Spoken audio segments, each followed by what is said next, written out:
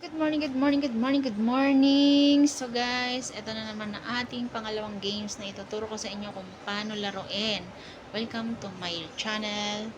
Subscribe nyo rin po ang aking channel para lagi kayong updated sa aking mga video.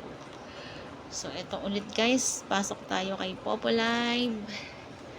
Lalaruin natin si Golden Flower naman.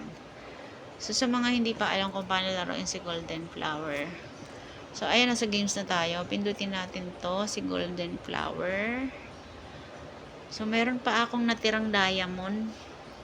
Hindi ko siya inubos lahat kasi natatalo ako dun. Tinuro ko lang kung paano laruin. So, natatalo ako. So, meron pa akong 21 diamond. So, taya tayo. So, may nakikita kayo sa baba. Ayan, nakita kayo sa baba. 10, 100, 1K, 5K, 50K. Pipili kayo dyan kung ilan taya. Pero pwede kayo tumaya ng 10 lang. Tapos pipili kayo ng babae. Pindot kayo dyan. Ayan. So, kanina 21 siya. Naging 11 na lang kasi andito na yung taya. Pinindot ko yung 10. Tapos yung babae. Dito sa una yung pinili ko. So, tingnan natin. Tapusin lang yung timer. Ayan. Si Golden Flower. Ganyan lang siya laruin, guys. Kung paano siya lalaruin.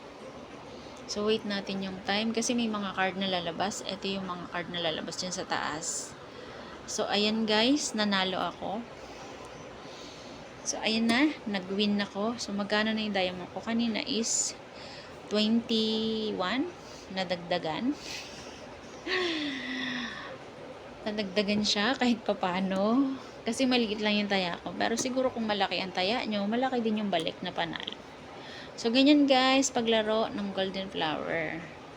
Kung paano laruin. Kasi iba nalilito pa kung paano laruin. So, ganyan lang guys. Thank you for watching for my YouTube channel. Subscribe nyo po ang aking channel. Thanks so much.